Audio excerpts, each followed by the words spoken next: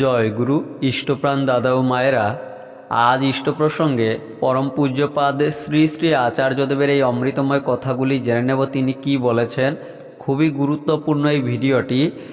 মাসের অর্থাৎ জানুয়ারি মাসের আলোচনা পত্রিকার আশ্রম সংবাদ প্রকাশিত এই তথ্যগুলি।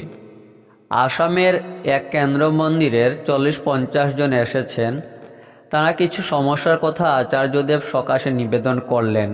তা শুনে আচার্যদেব ওনাদের সমস্যার সমাধান দিতে গিয়ে শেষের দিকে এই কথাগুলি বলেছেন। তিনি বলেছেন, আমরা ঠাকুর ঘর করি, ঠাকুরকে সাজিয়ে রাখি।